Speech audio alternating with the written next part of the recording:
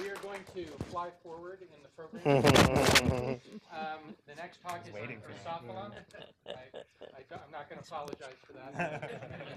Angela Douglas is going to present.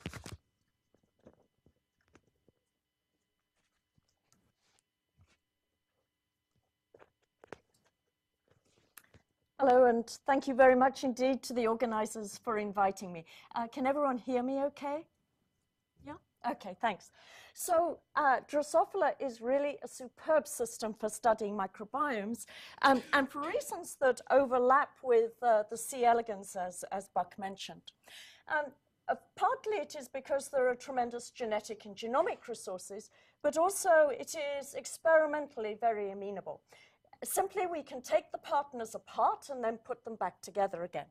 So starting with the axenics, or germ-free Drosophila, just as with C. elegans, we can just dunk the eggs in bleach, and that removes all the surface microorganisms.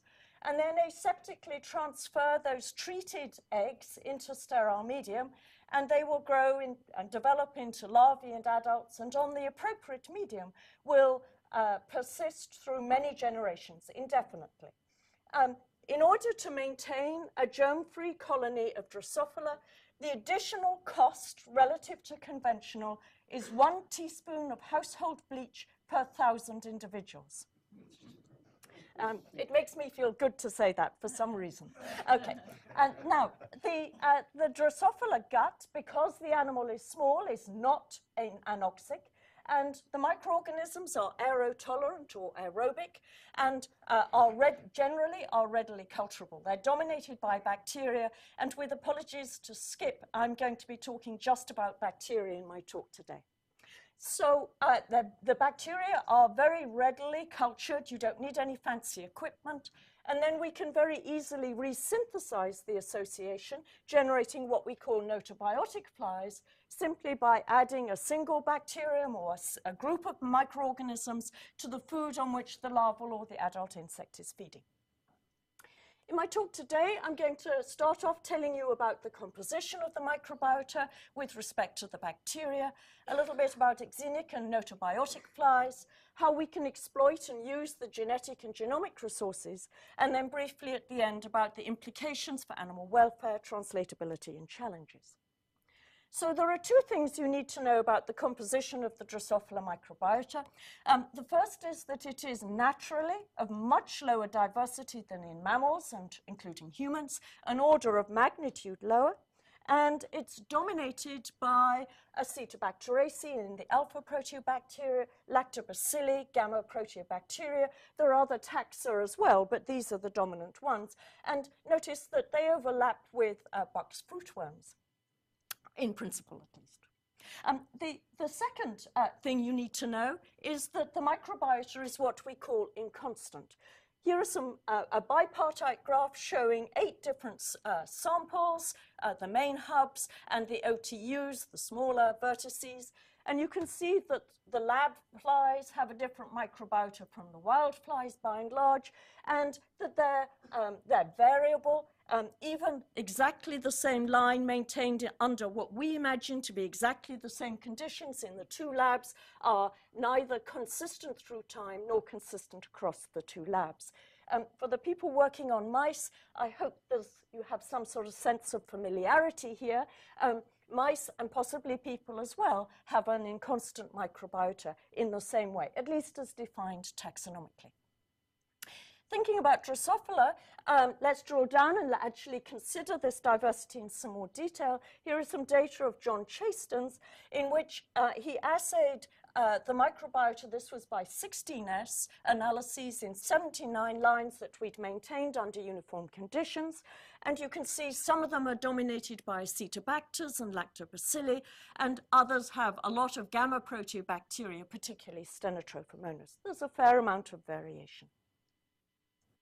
This means that it's really important, if we want to get consistent results, to work with notobiotic flies. And we routinely use a notobiotic mix of 5 species, Here's the data set, which is an aggregation of many analyses we've conducted on our lab flies over different developmental stages and at different times and so on. And we find that overall, they're dominated by these 5 taxa of Lactobacillus and Acetobacter. And we've taken a single isolate from the guts of the Drosophila of each of these 5 taxa, and we have found that when we generate notobiotic insects with those 5 isolates in the lab, we call them the big 5, different from the other big 5. If any of you are going for big game hunting, this is our private big 5, that generally they recapitulate the conventional phenotype. So let's consider the axenic fly for a moment. I mentioned that under standard laboratory conditions, we can maintain them through many generations, but this is very context dependent. Here are some data of Adam Wong's in which he conducted what we call the 16 diet experiment. We varied the diet of the 2 main constituents of the food, the sugar glucose and the yeast, between 25 and 200 grams per litre. This experiment used 4,000 conventional and 4,000 axenic flies. So that's 4 teaspoons of bleach in terms of additional cost.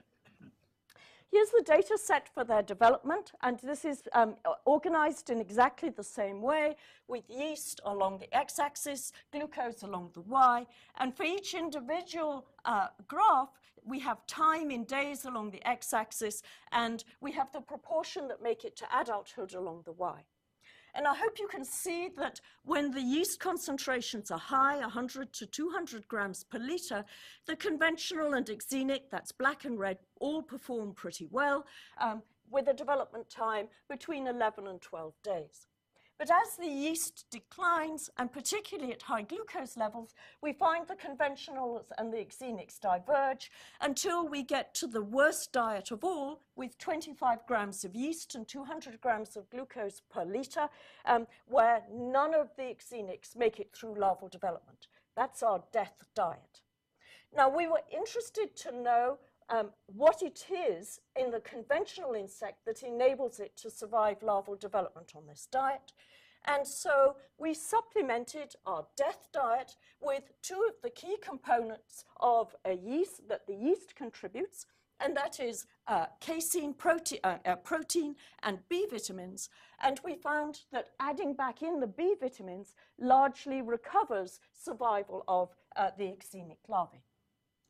So then we were interested to know which of these B vitamins were important. So we repeated that experiment with individually deleting each one of these B vitamins. Our conventional insects, this experiment was repeated 3 times in each case.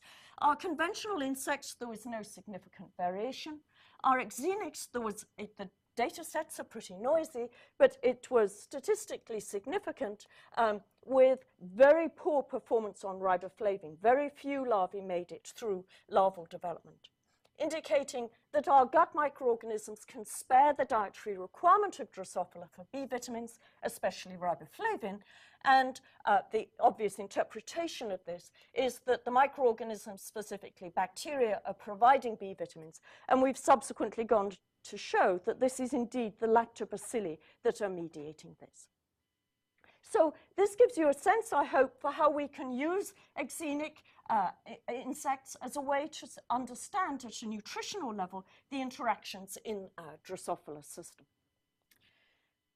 I mentioned earlier that the axenic fly or germ flea flies perform pretty well on the standard diets, but we did notice that they get inordinately fat. This is precisely the reverse of what Buck mentioned a moment ago for C. elegans, and of course different from mice as well, but it is somewhat reminiscent of what people are increasingly coming to view as being a consequence of a perturbed microbiota in mammals, for example, potentially induced by antibiotic treatments. So in Drosophila, the lipid content here measured as triglyceride or TAG is elevated 4 to 5-fold in our axenics, and they are also hyperglycemic. We were interested to know what were the microorganisms mediating this, and for this we made use of those 79 lines which I described a moment ago that we'd characterized their gut microbiota. And at the same time as doing that 16S characterization, we quantified nutritional phenotypes, including the lipid or tag content and glucose content. Focusing on lipid, you can see there's enormous variation in the lipid content of these flies. These are conventional flies. Some have very little lipid. We call these Twiggy flies, named after that British 1960s model who was so skinny, and others are Bessie Bunter flies.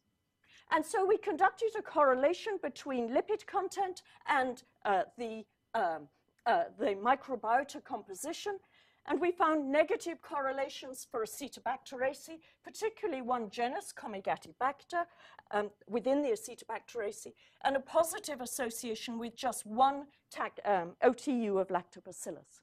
In other words, the Acetobacters tended to be found in our Twiggy lines and OTU7 in our Bessie Bunter lines. The data for glucose was rather less informative. Now, this is a classic problem in microbiome research, that we have a correlation.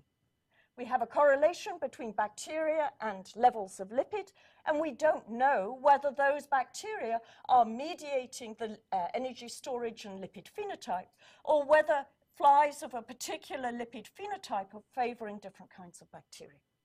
And so to test this, we worked with our notabiotes, and specifically our big five of Lactobacillus and Acetobacter. We found that when we colonized our axenic insects with all 5 species, we recapitulated the conventional phenotype with respect to lipid or tag content, and the monoassociation single bacteria of Acetobacter did so partially, but the lactobacilli not at all. And we've since been able to show that the Acetobacters are protecting against hyperlipidemia by, in quantitative terms, by competing with the host for dietary sugar, and we've identified the bacterial genetic determinants. One reason why our correlation analysis was in relation to glucose gave us such limited data, I think, is that our notabiotes in any of the lactobacilli or Acetobacters in our big five reduce the glucose level. And more recently, we have identified a few bacterial taxa in microbial communities that fail to protect against hyperglycemia, and that is giving us a little bit of opportunity to get leverage into the underlying mechanisms. I'd like briefly to move on to consider the genetic and genomic resources of Drosophila and how, as microbiome scientists, we can make use of this. Of course, Drosophila has a wealth of resources. We have tremendous panels of mutants and RNAi lines and so on, which are readily available from stock centers. We can make use of the UAS-GAL4 system for very precise spatiotemporal control over gene expression. And the opportunities for CRISPR, the tools are becoming increasingly sophisticated. And in addition to that, we have access to genomic resources. And particularly, I'd mention the Drosophila Genetic Resource Panel, or the DGRP, of Trudy McKay, which is more than 200 sequenced inbred lines, and also Andy Clark's Drosophila Global Diversity Panel, which include a far greater diversity of genetic diversity of Drosophila melanogaster. So in terms of genetic resources, I'd briefly like to tell you about some collaborative work we've been doing with Julian Dow and Gail Overend at the University of Glasgow in the UK. And this relates specifically to one region of the gut. Here is the gut of a Drosophila with the proximal, this is the proximal end of the midgut and the distal end of the midgut here. And just as in mammals, we have a region, as our stomach, of very low pH, Drosophila, and this is quite unusual for invertebrates, also have a highly acidic region in their midgut. Julian and Gail have been able to demonstrate that this is maintained by proton-pumping V-type ATPase, and using the UAS-GAL4 system, generated flies in which this acidity is much reduced. So here's an RNAi line in which there is knockdown of this particular subunit of the V-type ATPase, yielding an acidic region which has a pH, minimal pH of 4. There's a little bit of variation in many flies. It's between 4 and 5. So working with Julian and Gail, we have started to investigate the effect of this on the gut microbiome. And it's really quite startling. So this is the abundance of Acetobacter in terms of CFUs. So this is live cells in each of these different regions. And you can see that distal to the acidic region, where the pH is elevated in our RNA line, the middle one, distal to that, we get this blooming of Acetobacter by about an order of magnitude. This does not have a major either positive or negative effect on the phenotype of the insect, and we're currently investigating both the causes and the consequences of this. Turning to genomic resources, here's some work that we've been doing on the DGRP lines, and here you can see a large-scale analysis of the DGRP lines that we rendered axenic or notabiotic with our big 5 lactobacillus and acetobacters. And the aggregated mean, you see very high lipid levels and high glucose in the axenics, no significant variation in the protein. But these data really mask an enormous level of genotype-specific variation. So, for example, these 3 graphs are independent of each other, and for each of them, well, we can take as an example the lipid or tag level. When we eliminate the microorganisms, some genotypes get very fat, some get a little bit fat, and some even get leaner. Now, we see this genetic variation as an opportunity, not as a problem. It indicates the importance of host genotype as a determinant of microbiota-dependent traits, and enables us to apply genome-wide association study to identify candidate genetic determinants. And then, because we have mutants readily available for many of these genes, then to validate those genes. And I'm going to now talk specifically about microbiota-dependent lipid content of the flies. Many of these candidate genes are expressed in the gut and or in neurons, and many of them have homologs across the animal kingdom, including to mammals and humans. In some cases, in fact, a large proportion of them, the effect of the microbiota is only evident in the axenic fly. So here's a couple of examples to illustrate. These are 2 genes that are validated. Rugose is the fly homologue of neurobeaching, which is really important in vesicle trafficking in neurons, and DSCAM, which is involved in cell adhesion. And we've analyzed the lipid content in terms of tag in notabiotic and axenic flies for the background and the mutant. And you can see that it is in the axenic flies that we get a phenotypic effect.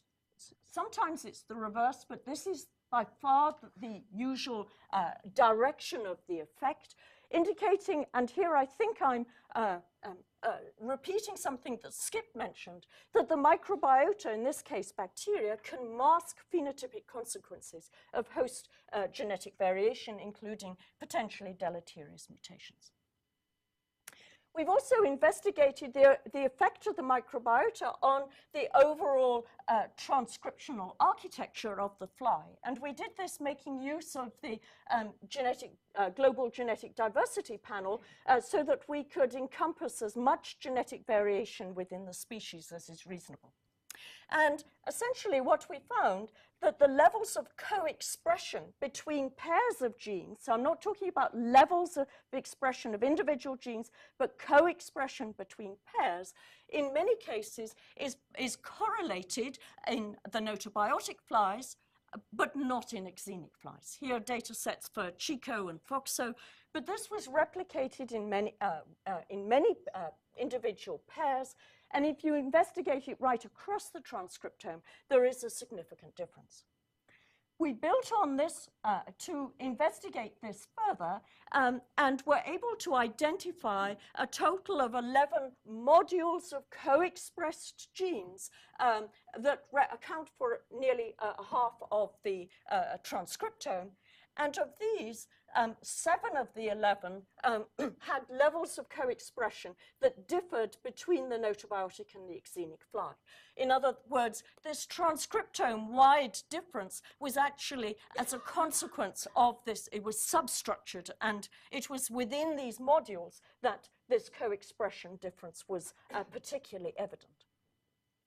Furthermore, among these transcriptional modules that are differentially, with differential co-expression, we get an increase in co-expression in the notobiotes relative to the axenics and relative to the transcriptional modules that aren't differentially co-expressed.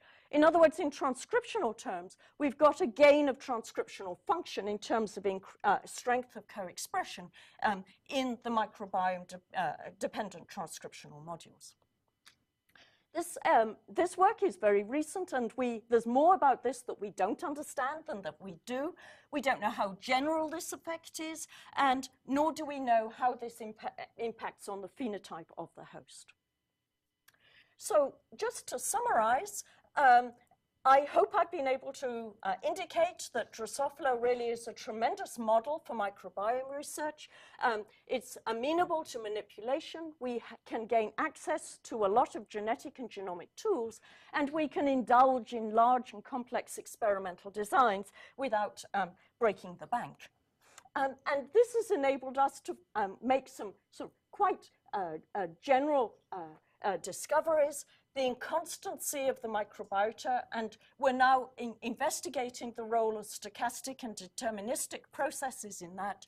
The nutritional benefit can come from both provisioning of nutrients, as in B vitamins, and competing for nutrients, as in dietary sugar, and that Drosophila genetic determinants of microbiota-dependent effects tend to be conserved across the animal kingdom, increasing or enhancing the translatability of this system. The penetrance of deleterious mutations can be increased by perturbation of the microbiota. In other words, we needn't necessarily expect that every host genotype is going to display the same response to perturbation of the microbiota. It depends critically on their genotype. And we have evidence for microbe-dependent shifts in co-expression, and I'm speculating here that it may promote healthy phenotype. I think all of this is relevant to the welfare of laboratory animals, because if we use these non-vertebrate models, which, as Buck says, involve no paperwork, in an appropriate way, we can substantially reduce animal experiments without compromising scientific quality. In fact, I would argue maybe we'll actually enhance scientific quality, because we can use Drosophila and C. elegans and other non-vertebrate systems to fast-track our understanding of the fundamental principles of animal microbial associations, and then use mammalian models and human data to verify their relevance to humans. My comment on challenges is really very short. I think the greatest challenge we have is the need to strengthen both the framework and the infrastructure, and that infrastructure can include both bioinformatic platforms that we can very readily work across the different systems, so that we can integrate these model systems with biomedical and clinical research. I'd just like to finish off with a few acknowledgements.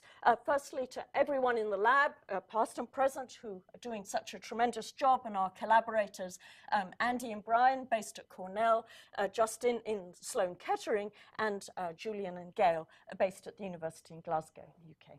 Thank you very much, everyone.